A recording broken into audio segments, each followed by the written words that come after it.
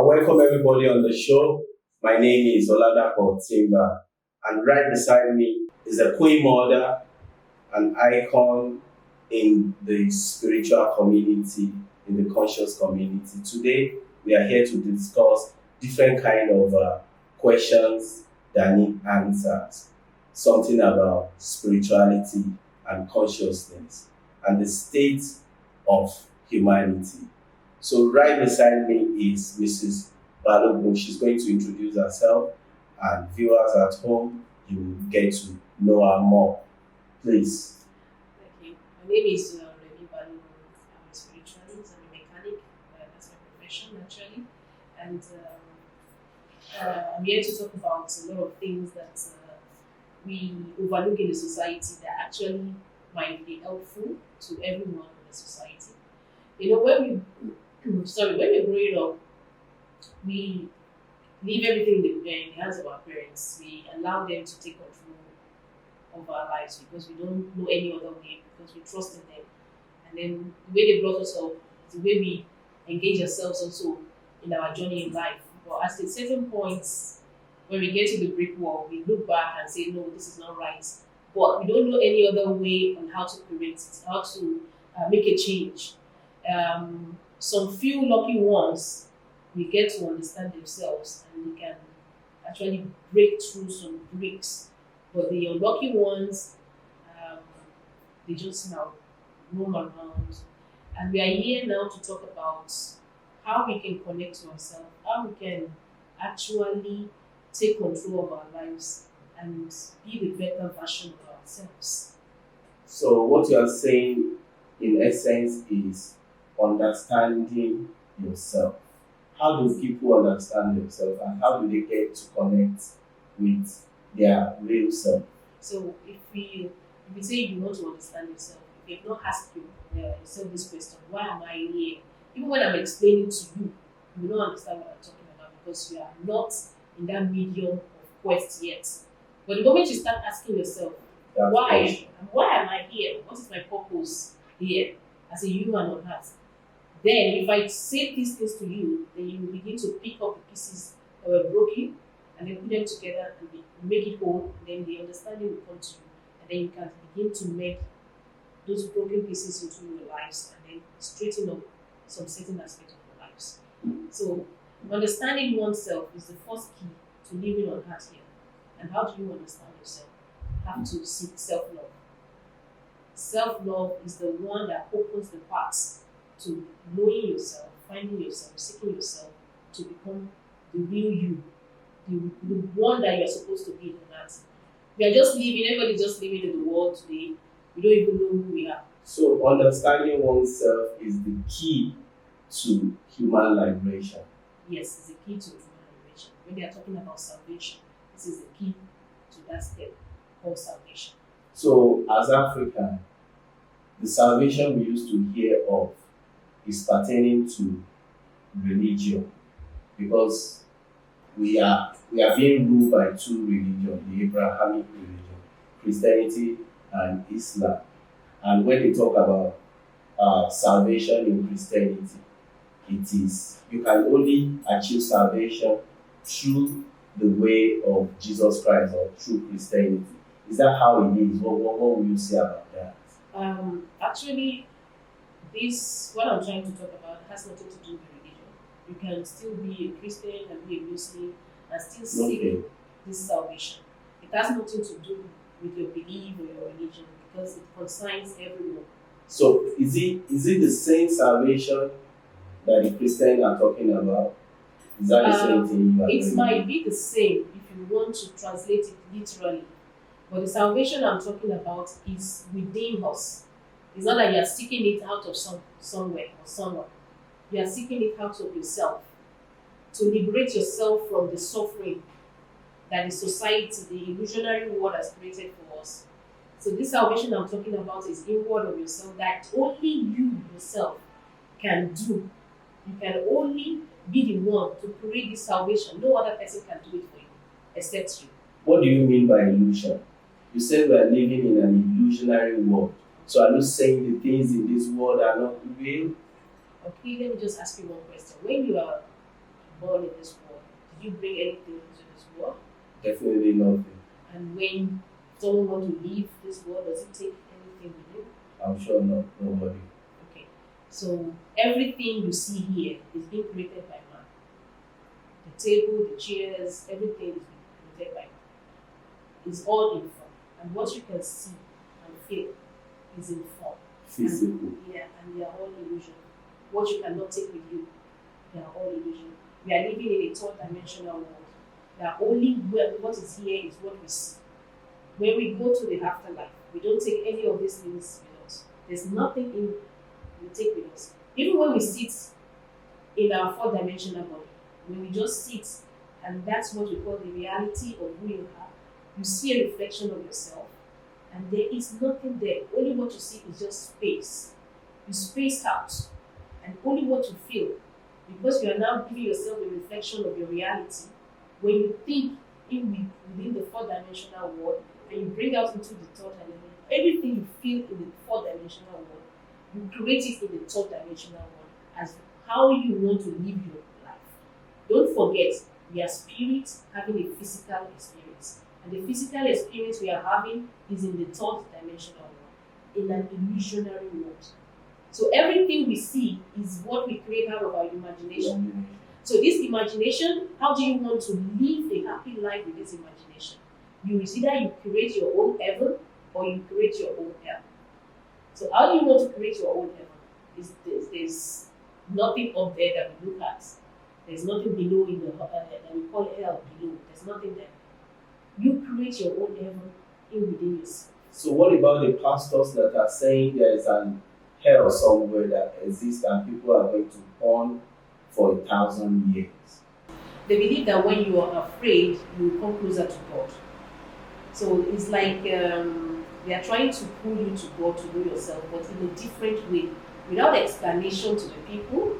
That if they, there's this place in the Bible, they say the fear of God is the beginning of wisdom. Yeah. If you want to translate it literally, you have to tell the person that you have to fear God. So what you are saying is, if you want to control some people's mind, you have to use fear to control the mind. You have to use fear to control the mind, and it's really very working because people are always afraid of the unknown. They don't see certain things, but when they hear about it, they're afraid of it. So the fear factor is what you have to get out if you really want to liberate yourself, if you are really seeking salvation. You have to eliminate fear. Fear is ego that controls fear. If you can drop your ego too.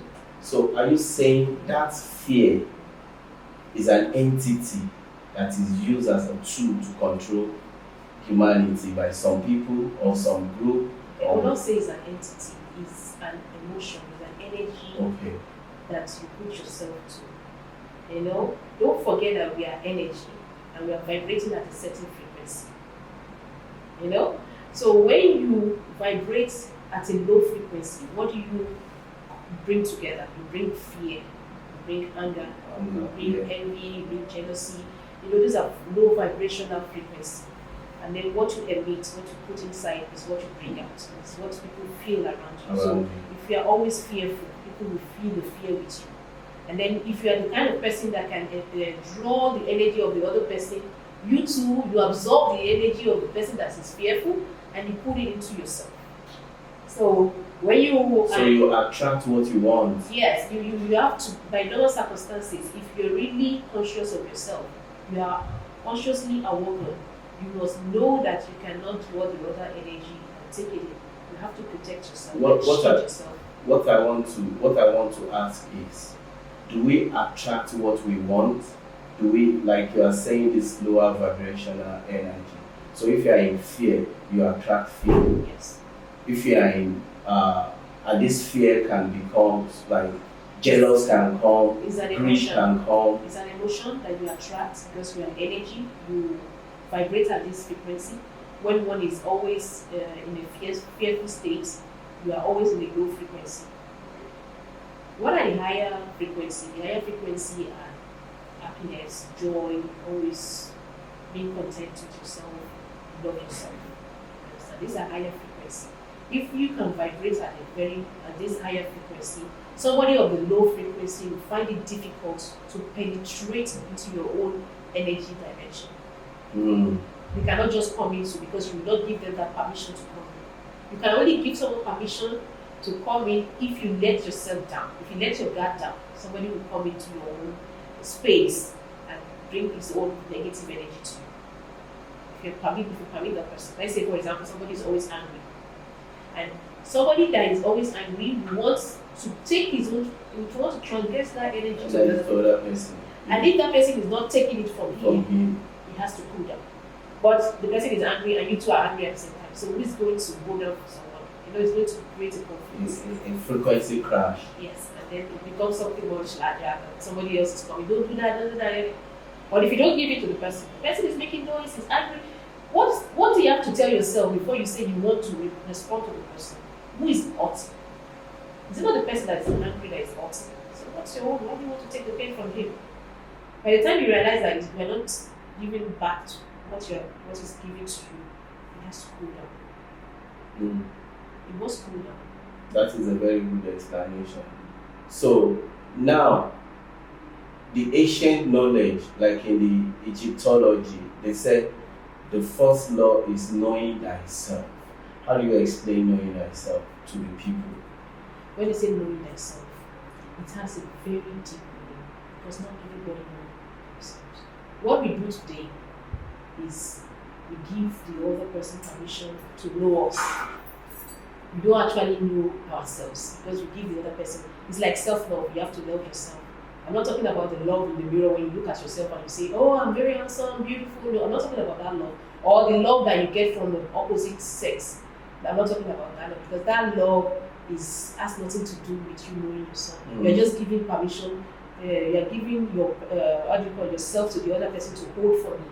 That person can drop your heart anytime. So it's like a selfish love. That's not the love I'm talking about. The real self-love comes from within, where you will know yourself, you will understand the suffering that you are going through, and have what I'd like to look for a solution to get out of that suffering.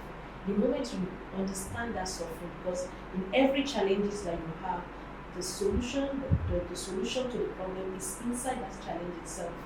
The moment you can just hold on to that challenge and kind of the pieces out, and then spread it out, and then you're like, that is the solution inside this problem. You have overcome that problem at that particular point in time. That is self-knowing. You begin to know yourself because you can solve this challenge yourself. The moment you understand that the suffering you are going through are just challenges, that's like this is a leap in the threshold. Good. So now, when we talk about Africa has been going through a lot of trauma, and this trauma has been moving from incantation from generation to generation.